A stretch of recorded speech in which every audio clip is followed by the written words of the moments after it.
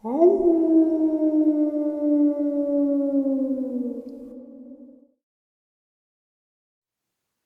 greetings and salutations, everyone. I hope everyone is doing well today. Today, I have a very terrifying, informative, and fascinating upload to share with you. Before we get into it, though, a couple links I'd like to share. As you know, I rely on Patreon, PayPal, and my merch store to help the channel to continue to grow and go. The links to Patreon and PayPal are in the description below, but my merch is displayed directly under this video. Also, Dogman Frightening Encounters, Volume 1, 2, and 3, the audiobook versions. They were written and researched by Tom Lyons, narrated and produced by me, Jeffrey Nadolny. Those audiobooks can be found on Audible, Amazon, and iTunes, and the links to which are also in the description as well. Now, everyone, I have taken far too much of your time. Let's get on with today's upload. Shall we? Today's first encounter. I remember that night very vividly. I was about 5 years old. I used to live in an older house that backed directly into these deep woods, just miles of trees. My mother and I always enjoyed walking those woods. Well, one night we went on what we called an adventure and went for a walk around dusk. Now, this wasn't unusual for us. We weren't far from the house, but it had become dark and started to storm. We decided to head back. When we got to the clearing that my house was right above, we heard something in the brush behind us. It sounded like a wounded animal at first, this deep groan.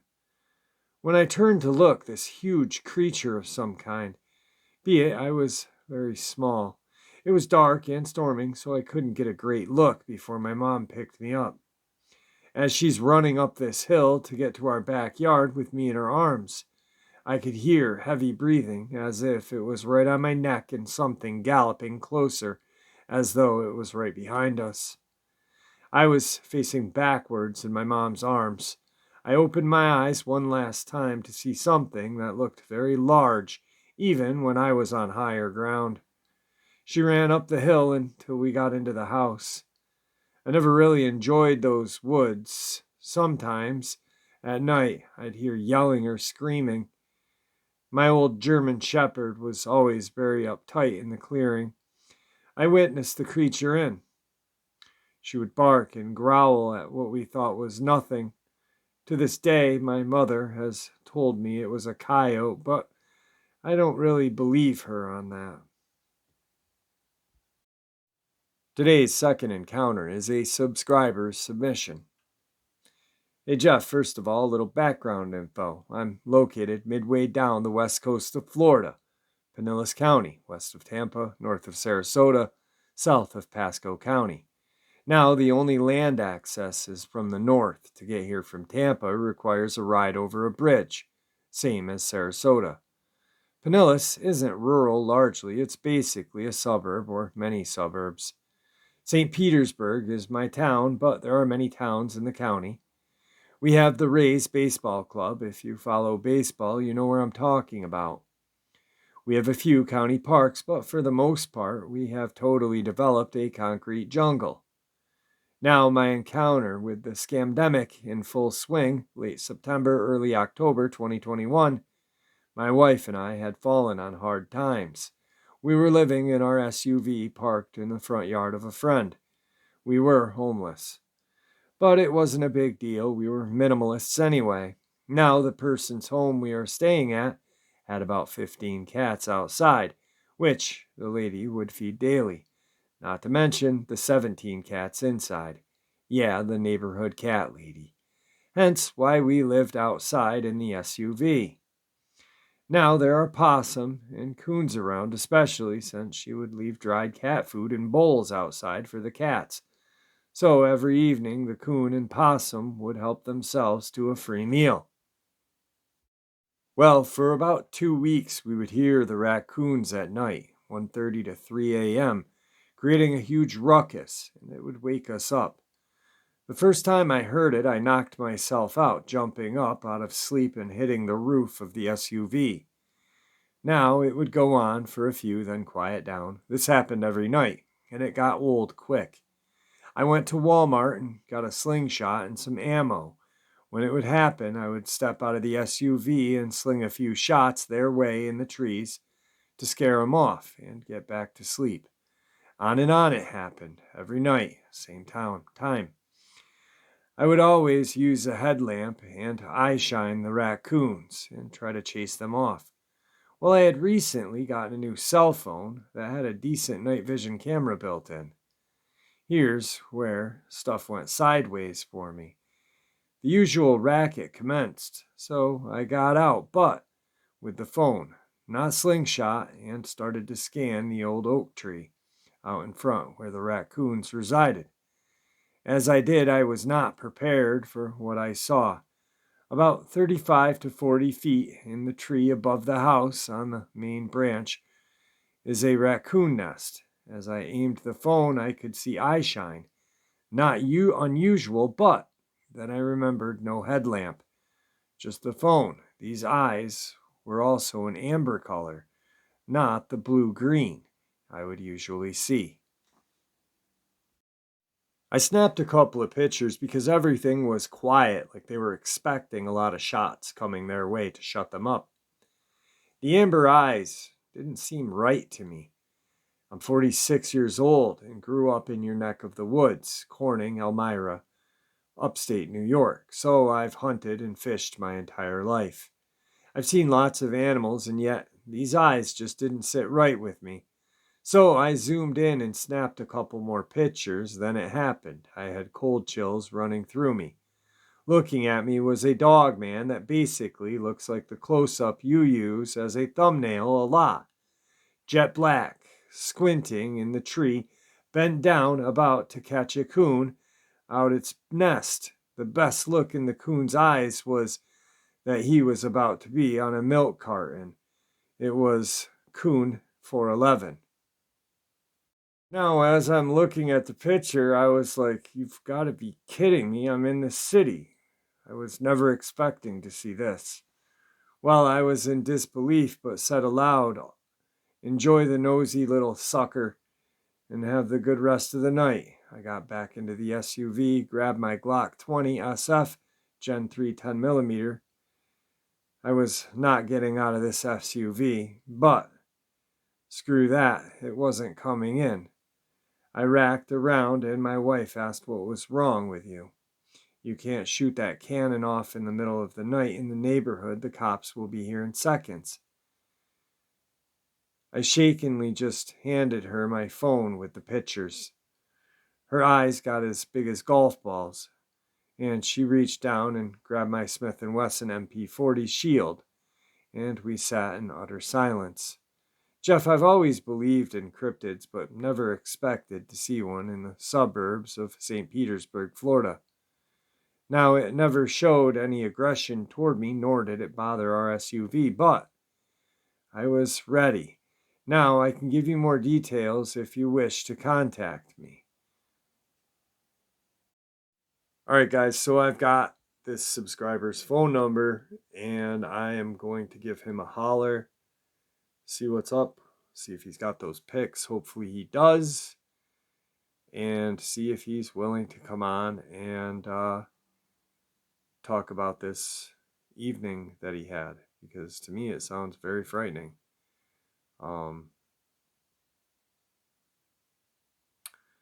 You know, sometimes you can, here's the gist of everything, okay? There are encounters that I don't buy, and there are encounters that I just boom, like that. Now, you have to, as you guys know, when you hear an encounter, you're like, why didn't he do this? Why didn't he do that? Why didn't they do this? Or just certain things in the encounter or their description of the encounter.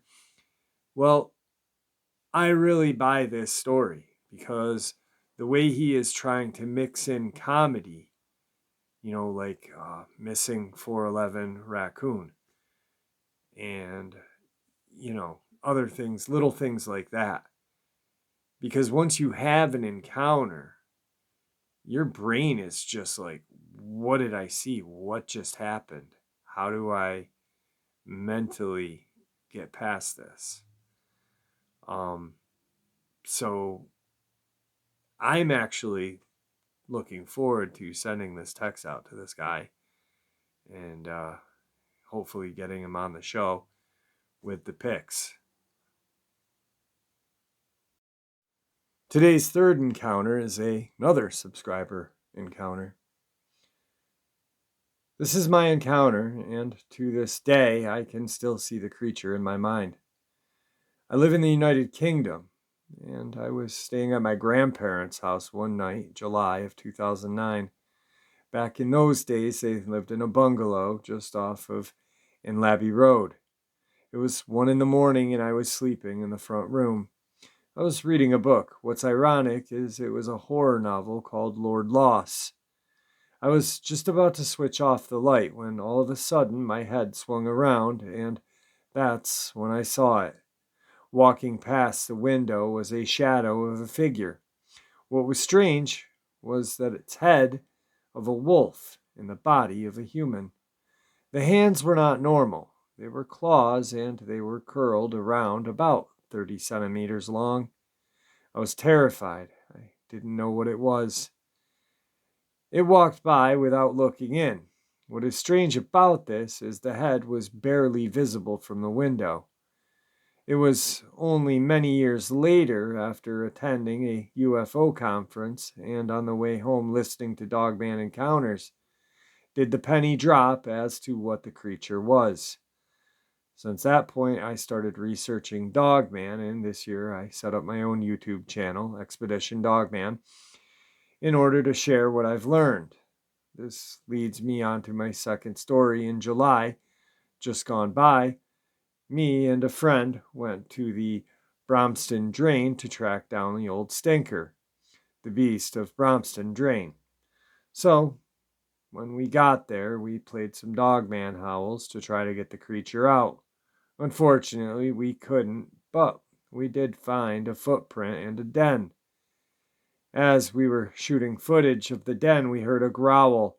In the field opposite of the drain was horses. They got spooked and tried to block off the nearby bridge. It was only a couple weeks later I sent the footage to a friend in America, and he sent it back and said you can clearly see it hiding in the trees.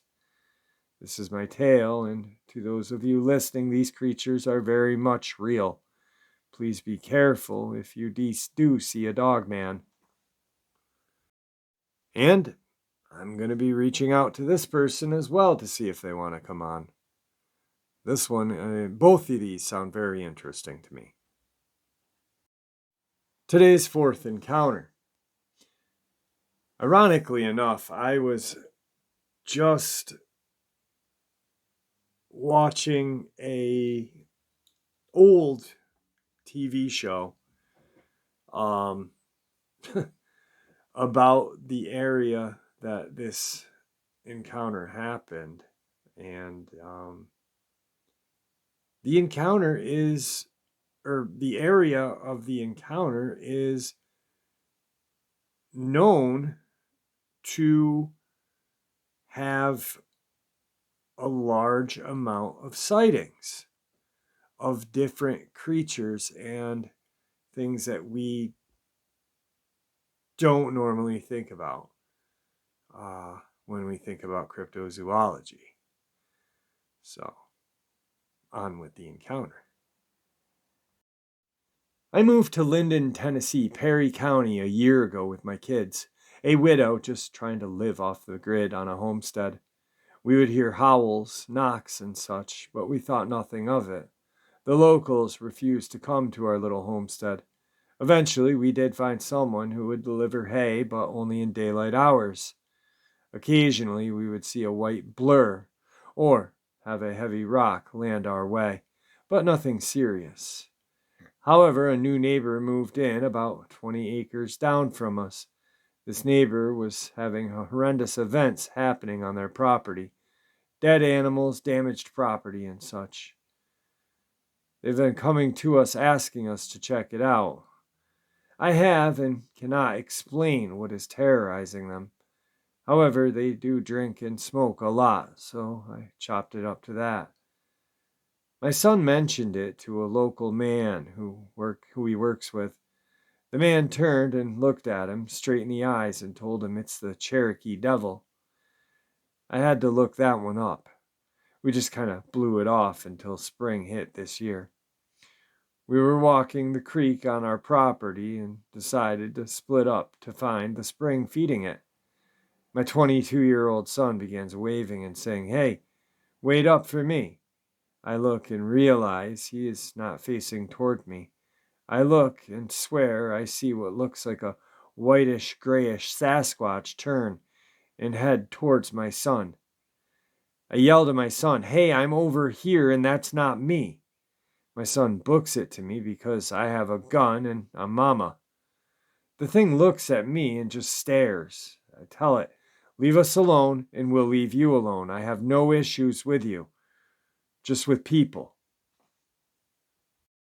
I don't want people coming here trying to hurt it because it's never touched any of my animals. If any of our animals pass away due to weather or such, we throw the carcass to where we know it sleeps. I'm just curious if anyone else has heard of this creature and what they know about it. I have spoken with local Cherokee here, and they seem surprised that it's left me alone. The gravel haulers have what's called a churn pit here. Apparently, this devil has busted up their equipment and damaged dump trucks to the point where they've had to replace several of them. They've placed traps and security and haven't caught it yet. I hope they don't. I noticed it only starts up when they start dynamiting the ridge. Sorry, but I am rooting for the Cherokee Devil. Now, for those of you who don't know, I was watching, actually, it was American Underground or something like that on the History Channel. And according to Cherokee lore, Kala, or the slant-eyed or sloping giant, also known as the Cherokee Devil, is a legendary figure in the Cherokee mythology who plays the role of the great lord of the game, the master of the hunt and such. It is supposedly there are locations in eastern Tennessee and western North Carolina where this creature has supposedly marked. There's a rock made of soapstone in North Carolina, and this creature has 7 fingers, and supposedly this creature jumped. It's going to sound far-fetched, but it's old Cherokee lore. Some 7 to 8 miles it launched itself in. But once again, lore. That happened a long time ago. But this soapstone in North Carolina has all of these hieroglyphs in it. And it's truly an amazing thing to see. This stone, it's all cordoned off, and you can kind of look down at it. And being at soapstone, it holds in heat. So when you look at it at night, you're looking at these like really cool ancient hieroglyphs, and you're getting this heat coming back at you. And that rock is called Judakala rock. It's just a really fascinating historical legend lore. Judakala was the slant-eyed giant that lived in the Balsam Mountains. He guarded his hunting grounds from his judgment seat, known today as the Devil's Courthouse, along the Blue Ridge Highway. All fascinating Cherokee lore, but you've got this creature or creatures that resemble a Sasquatch and resemble a Dogman that lurks in those areas. So maybe these are offspring. Who knows? I don't know. And I don't really like making assumptions because when I do, they're usually wrong. So, but very interesting stuff to look up and read. So. Now, the final part of the upload is actually a encounter shared by a person that I look up to. She's a veterinarian. She has studied Bigfoot in their DNA. She has had a lot of mud slung her way throughout this, which I can empathize with because I have as well. But this woman is very, very helpful in the cryptozoological world. Dr. Melba Ketchum. Now, she doesn't really believe in Dogman, but does believe in Sasquatch.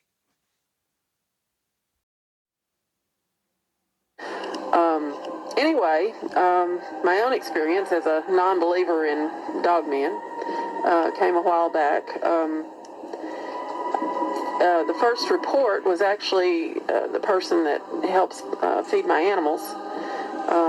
He was pulling down to the lease and going. It's a dirt road leading to it, and it's pretty heavily wooded. This man is retired military. He's no nonsense, and he didn't believe in the forest people whenever we started this whole thing. But he's seen enough now that he has to agree that there's something there. But as he was pulling down the road,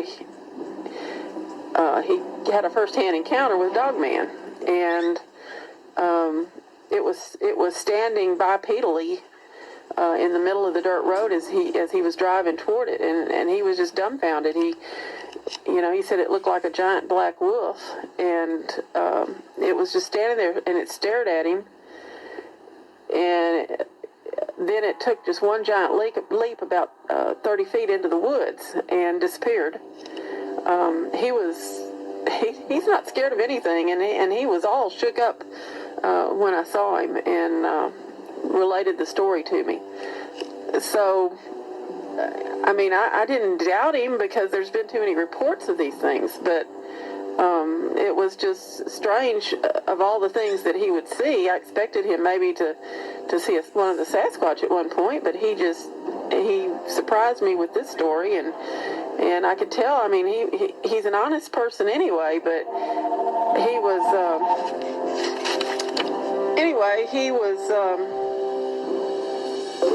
he didn't know what to think. He was upset. He knew that he had never seen any creature be able to do what this thing did. First of all, he'd never seen a wolf-like creature staring at him bipedally, and he'd never seen anything take that type of leap from a standstill in an upright position. So I didn't think a whole lot about it, other than it was kind of remarkable. But the very next day, I was out checking horses, and I saw this creature running quadrupedally across the pasture. He was abnormally fast. I mean, he looked like just a giant wolf.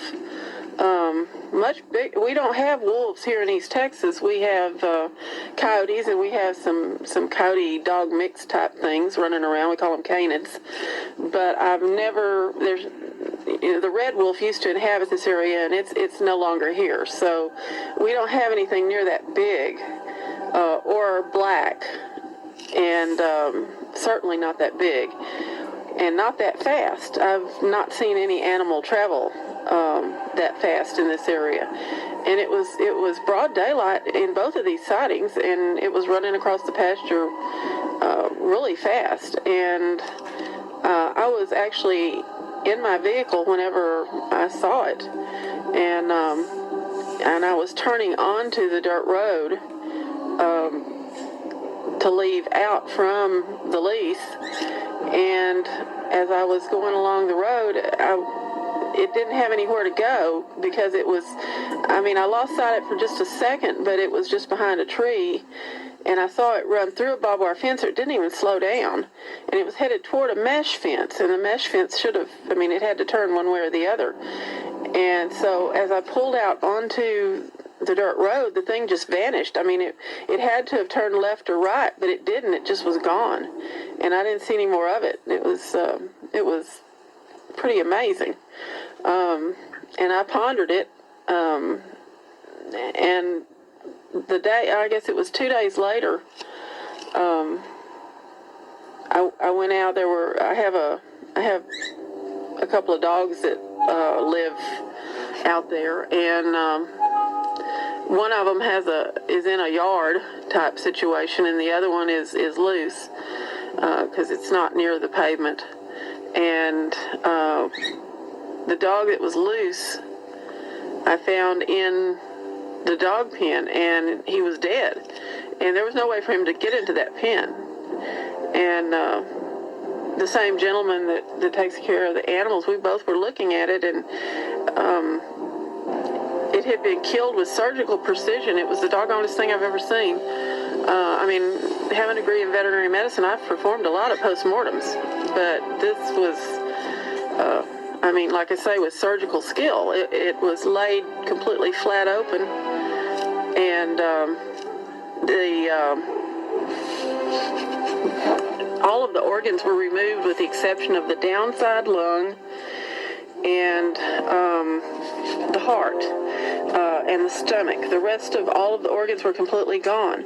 The side of the abdomen was gone, and the upside of the ribs were gone, and the limbs were disarticulated, so it was laid out flat like a pancake. The interesting thing about the ribs was they were removed and cut almost like you had taken a bandsaw and just cut through them in a straight line. And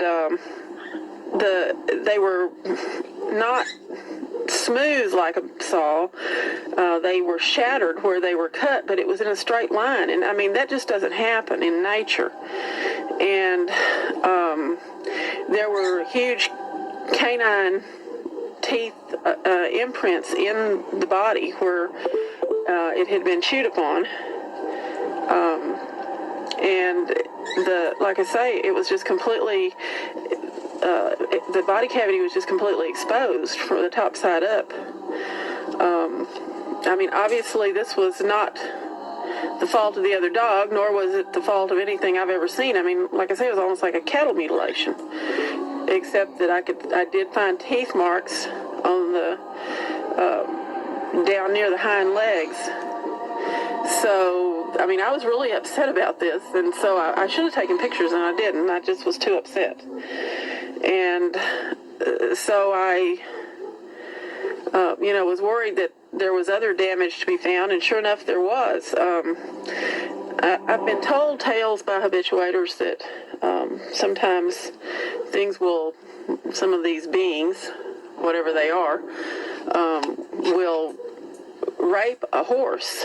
And as I was checking the livestock, I came across one of my gray mares, and she was bleeding from her back end, and she was just exceptionally upset, and so much so that I really couldn't examine her. She wanted to fight, and she had kicked so much that she had hurt both of her hocks, and they were swollen.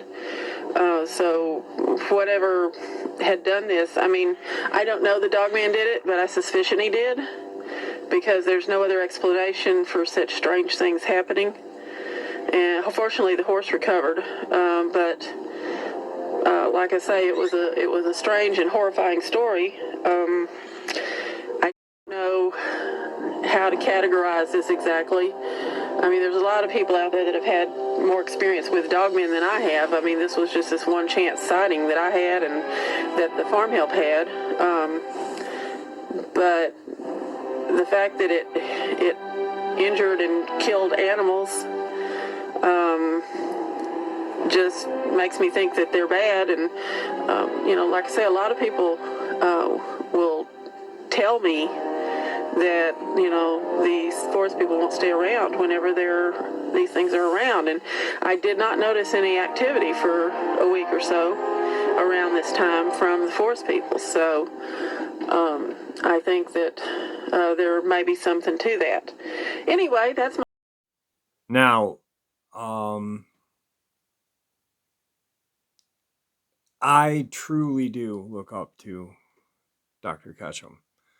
I know that a lot of the cryptozoological community don't.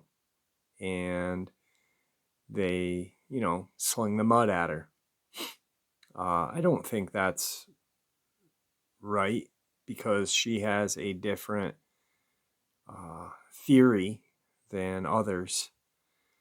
We're talking about a science that is based on theory and first, second-hand accounts, old legends, old lore, word of mouth passed down. So for her to actually,